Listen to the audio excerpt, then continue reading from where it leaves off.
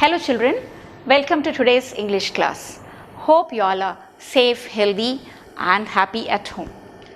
Do you remember what we had learned in the last class? We had gone back to history and tried to learn the atrocities of the Jews under the Nazi rule. And we had also tried to look at the introductory part of the lesson from your prose text from the diary of Anne Frank. Anne Frank initially introduced herself. She gave us an introduction of her family, about her father, about her mother, and about the wonderful family she had, loving aunts and other members of the family. Then she also told us about the lack of a true friend in her life, which forced her to write a diary. And she started writing her diary at the age of 13, which was gifted to her on her 13th birthday.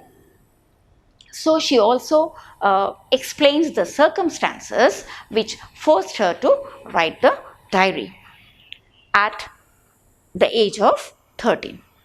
And she also tells that she wanted to record all her feelings, all her thoughts, all the sufferings of the Jews, she and her family, how they had to hide and how they had to undergo sufferings, the Holocaust, the gas chambers, and all the sufferings which they had to undergo.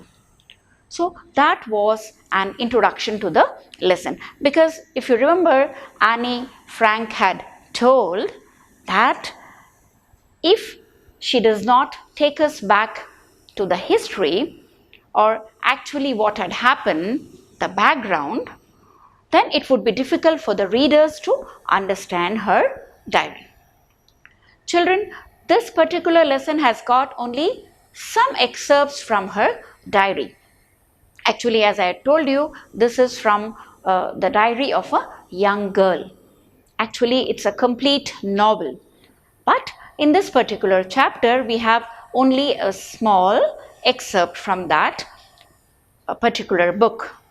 Okay, so last class was the introduction about Anna's family, about the way they had to shift from one place to another, about the way they had to suffer, okay, and the circumstances which forced her to record all her feelings in her diary.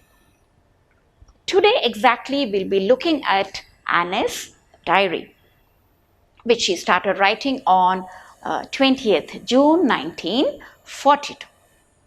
Okay, so let's go back to Anne's diary and see what are her feelings. In this particular part, she has tried to describe one of the events of her school, and particularly during the days of result, when the students were expecting the result. So all the children were nervous, and many of them had started betting each other, especially the boys, right? It happens with you also. When you expect your results, though many of you do quite good in your examination, but before the result, you just become nervous, don't you? So you really have that fear. Am I going to score good marks? What is my result going to be? How am I going to face my parents? So that fear, that nervousness is there with all of you before the result, isn't it? Even before the results of the board examination, you just panic, isn't it, as to what is going to happen? And once you get your results and you score good marks, your joy is endless, isn't it? So let's see what happens with Anne when they were expecting the result. Let's try to read her diary. Saturday, 20th June 1942. Dearest Kitty, our entire class is quaking in its boots. Quaking in its boots means shivering with fear or nervousness.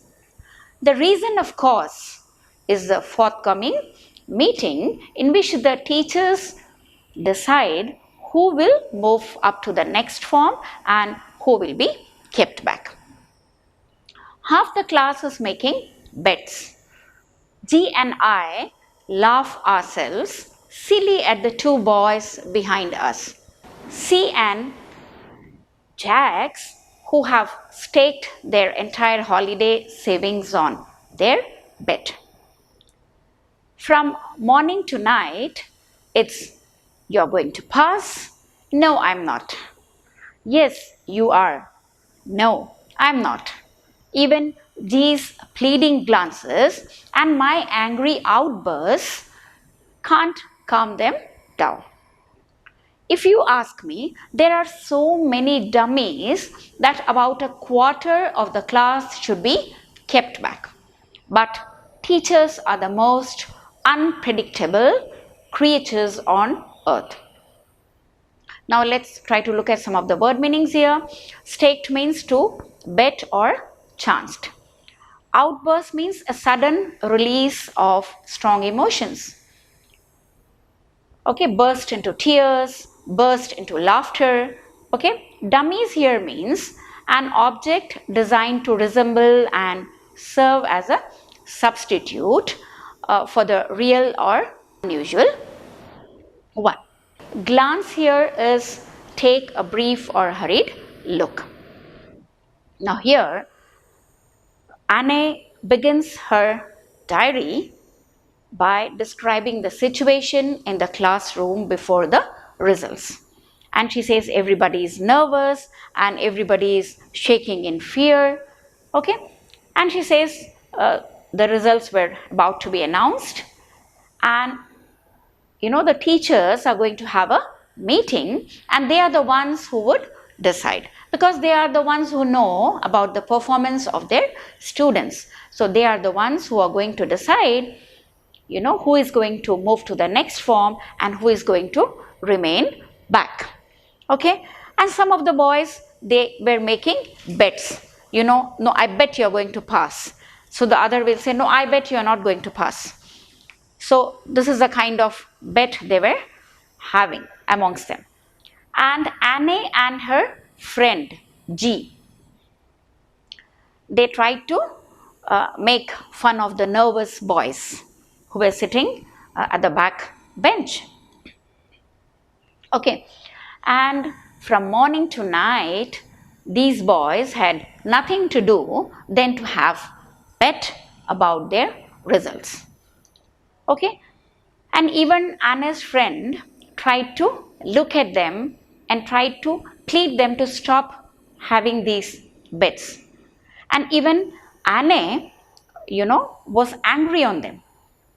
She tried to show her anger on them, but it had no effect on the nervous boys. They continued to bet about their results. And what are the feelings of Anne about these boys and some other students of the class? She says there are many dummies. As I told you, students who were not very active. Dummies here she means the students who are not very active, they don't take part in any activities and they don't respond in the class to whatever is being taught. So what does she feel? That about a quarter of the class whom she considers as dummies should be kept back. That means they should not move to the next form. Okay, but she says teachers are the most unpredictable creatures on earth.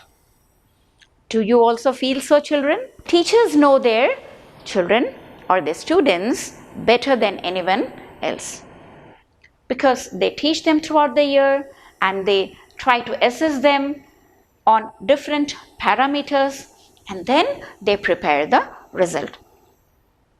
So Anne says, or she feels teachers are unpredictable, because she feels we don't know who is going to move to the next form. Even the dummy boys or the dummy students whom she feels are inactive throughout the year. They don't take part in any activities, neither do they respond to their lessons in the class, might move to the next form. So she says, everything is in the hands of teachers. They are the ones who are going to assess them and give the results. But Annie comes out with her own feelings and her own opinions about the students in the class. So the opening part of the diary was about the situation in the classroom before the announcement of the result. I'm not so worried about my girlfriends and myself. We will make it. The only subject I'm not sure about is maths. Anyway, all we can do is wait. Until then, we keep telling each other not to lose heart. Here, not to lose heart means not to be discouraged. So she says she is not worried about the results of the girls in the class. Isn't it? She was very confident that they would make it and they would move to the next form. And as far as her result was concerned, she was worried only about maths. She says the only subject she was not sure about was maths. But still she says they could not do anything because it was the teachers who were going to give them their ultimate result. So it was not in their hands. So all that they could do was to just wait and wait patiently for the result. Until then, she says, we can do one thing, we can keep encouraging each other. Okay, because encouragement gives hope. Okay, she says to keep encouraging each other and keep telling each other not to lose heart and be hopeful of the best. Okay, now let's try to further read Annie's diary. She says, I get along pretty well with all my teachers. There are 9 of them, 7 men and 2 women. Mr. Keesing, the old fogey who teaches maths, was annoyed with me for ages because I talked so much. After several warnings, he assigned me extra homework, an essay on the subject, a chatterbox. A chatterbox? What can you write about chatterbox? What can you write about this topic? It really seemed strange to Annie. So she thought I would worry about that later. I decided I jotted down the title in my notebook, tucked it in my bag and tried to keep quiet. So she says, I get along pretty well with all my teachers, means she had a very good relation with all her teachers. They too liked her. So she says there were 9 teachers, 7 of them were men and 2 women. And she here particularly talks about Mr. Keesing, who was her maths teacher. And here the old fogey means he was very old fashioned. And Mr. Keesing was really annoyed with her. Why was he annoyed with her? Because Annie was a talkative girl. She talked a lot in the class while the teaching was going on. And definitely it would annoy the teachers. So here Mr. Keesing was annoyed with her because she used to talk a lot during his class. Okay, he tried to warn her several times, but it did not work. So what did he do to punish her and to stop her from talking in the class? Was he gave her an essay. And what was the topic? Chatterbox. Chatterbox means one who talks too much, very talkative. I know many of you also might be calling each other chatterboxes, and many of you have the habit of talking too much. I too have experienced this in my own classrooms. Okay, some children have the habit of talking while the teacher is teaching in the class, and which annoys the teacher. So, Mr. Keesing thought, let me try to punish this girl, and I'll ask her to write this essay on the topic chatterbox. Okay, so Annie was just surprised. What am I going to write on this topic? Okay, chatterbox. So, but still she decided to note down the topic and keep it with her, and she just kept quiet and became attentive in the class. Okay, here annoyed means to get angry slightly, okay, or irritated, and chatterbox, a person who talks too much, okay, talkative person, and jotted here means to write down quickly. Now let's see what happened next. That evening, after I had finished the rest of my homework, the note about the essay caught my eye. I began thinking about the subject while chewing the tip of my fountain pen. Anyone could ramble on and leave big spaces between the words, but the trick was to come up with convincing arguments to prove the necessity of talking. I thought, and suddenly I had an idea. I wrote the 3 pages Mr. Keesing had assigned me and was satisfied. I argued that talking is a student's trait and that I would do my best to keep it under control, but that I would never be able to cure myself of the habit, since my mother talked as much as I did, if not more, and that there's not much you can do about inherited traits. Here, ramble means to talk or write at length in a confused or inconsequential ways. Convincing here means capable of causing someone to believe that something is true or real. Okay? Trait here means quality.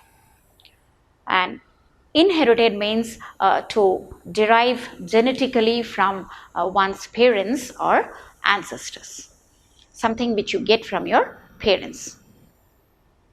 So here Anna says that, you know, she finished all her homework and she remembered of writing the essay which Mr. Keesing had asked her to write, and it was really difficult to write on that particular topic, that was chatterbox. Okay, though she was a talkative girl, but it was very difficult for her to write on that particular topic.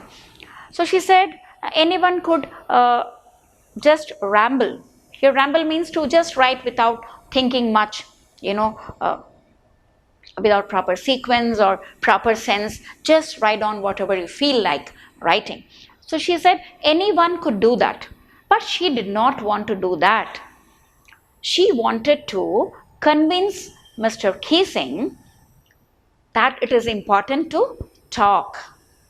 Talking is the quality of children, and you cannot just, you know, be strict with them on not talking in the class. So she says she just thought, and suddenly some ideas came into her mind as she was thinking to write some convincing answer so that Mr. Keesing is convinced that, okay, she was right on her part, though she was not wrong by talking. So she wrote, and she could write 3 pages, and she was happy, she was satisfied with whatever she had written.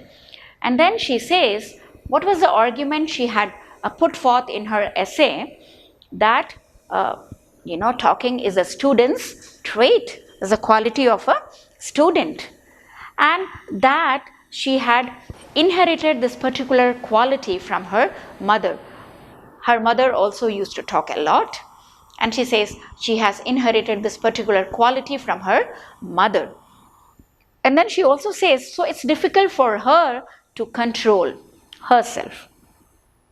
It's impossible for her not to talk in the class. But still she says she'll try to control herself. She'll try her best to control.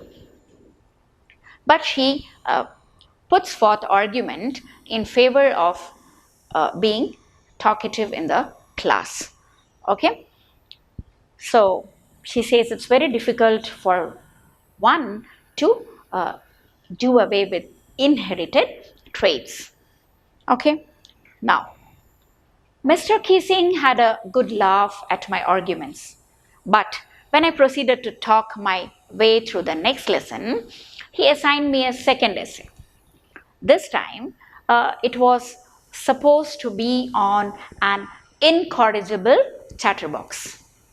I handed it in, and Mr. Keesing had nothing to complain about for 2 whole lessons. However, during the third lesson, he had finally had enough. Anne Frank, as punishment for talking in the class, write an essay entitled Quack, Quack, Quack, said Mistress Chatterbox. Doesn't this sound funny, children? Mr. Keesing laughed a lot when she submitted this particular essay. You know, the arguments she had put forth for being talkative in the class. So, what did he do? He did not stop there, because Anne could not control herself from talking in the class. So, in order to punish her again, this time he asked her to write an essay on another topic, but again it was related to the topic chatterbox. So this time it was an incorrigible chatterbox. Incorrigible here means that which cannot be changed. A person who cannot be changed. Okay, so he thought it's very difficult to change Anne, so I'm going to punish her. I'm going to make her feel guilty. And so now he gave this topic an incorrigible chatterbox. Okay, so she wrote this particular essay also and submitted. But this time Mr. Keesing had nothing to complain about the essay. So for 2 lessons he was quiet and he was okay.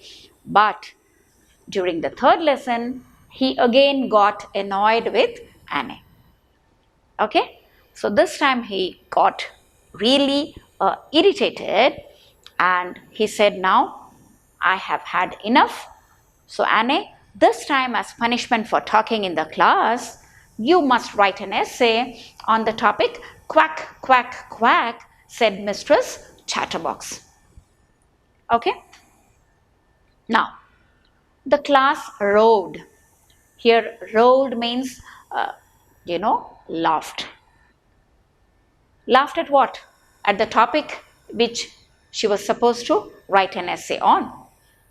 Okay, so it made the whole class laugh, and then she too had to laugh along with her friends, okay, in order to show that it has not affected her. Though I had nearly exhausted my ingenuity on the topic of chatterbox, it was time to come up with something else, something original. My friend Sane, who was good at poetry, offered to help me write the essay from beginning to end in verse, and I jumped for joy. Mr. Keesing was trying to play a joke on me with his ridiculous subject, but I would make sure the joke was on him. Here roared means laughed, exhausted means tired, completely used up. Okay, to lose all energy. Ingenuity here means the quality of being clever, original and inventive. Okay, and here verse means writing in a rhythm, as poets do, using poetic devices, using rhyming words to write in a poetic manner. So now when the class heard about this particular topic, quack, quack, quack, right? So the whole class laughed, and she too laughed and pretended that this had not affected her at all. Okay, although she had become tired of writing essays on this particular topic. But she did not show this in front of the class. That's why she too laughed along with other students. So now she thought, this time I must do something original. Okay, something really effective. But she was running short of ideas. She was already exhausted and she did not know what to write. So this time she took help from one of her friends, Sane, who was a poet. She was very good in writing poems. So she offered to help her, and this time from the beginning to the end, the essay was written in the form of a poem with proper rhyming words and in a proper rhythm. Okay, so now Anne says it was her feeling, of course, that Mr. Keesing was trying to, make fun of her. Isn't it? He was trying to play a joke on her with his ridiculous subject. Every time the same topic on chatterbox. Okay. But now she says that this time I'm going to make sure that the joke was on Mr. Keesing. Okay. Now let's see. I finished my poem and it was beautiful. It was about a mother duck and a father swan with 3 baby ducklings who were bitten to death by the father because they quacked too much. Luckily, Mr. Keesing took the joke the right way. He read the poem to the class, adding his own comments and to several other classes as well. Since then, I have been allowed to talk and haven't been assigned any extra homework. On the contrary, she says, Mr. Keesing's always making jokes these days. Here she ends her diary, yours Anne. And this particular extract has been taken from the diary of a young girl with slight adaptation. Now this time she says, when she submitted her essay, what effect it had on Mr. Keesing? It had really made him emotional. Okay, because this time she wanted to make the essay an original one. Okay, so that it really touches Mr. Keesing and also teaches him a lesson. So this time it was a story of a mother duck, a father swan with 3 baby ducklings. And what did the father do to the ducklings, baby ducklings? They were bitten to death. The father bit them to death. And what was the reason? Because they quacked too much. The ducks have the habit of quacking all the time. Quack, quack, quack. Because they quacked too much, so they were bitten to death. Okay. So Mr. Keesing took this in the right way, because he could have got angry, thinking that Anne is trying to make fun of me. Okay. But he took it in the right way, and he read the poem to the class and also to the other classes, and his behavior from that day changed. He was a changed person after reading that particular poem. In fact, it was Anne's feelings which came from her inner. Okay, it came from her heart. Okay, so what did he do? He allowed Anne to talk in the class from the next day. Okay, and she also was not assigned any more homework, extra homework. Okay, on the contrary, that means opposite in nature. Instead, what did he do? He started cracking jokes for the students. So now he was really a changed person. So this was a small incident that Annie had tried to write in her diary that happened in the classroom. And she also talks about Mr. Keesing, her maths teacher, and how he could transform because of her essay in the end. I hope, children, you enjoyed reading Annie's diary, and you would definitely connect this to your own personal life, and you also might feel that this has happened to you also many times in the class. Okay, so after reading this diary, I would like you to start writing diary. Initially, you could write diary for 1 week.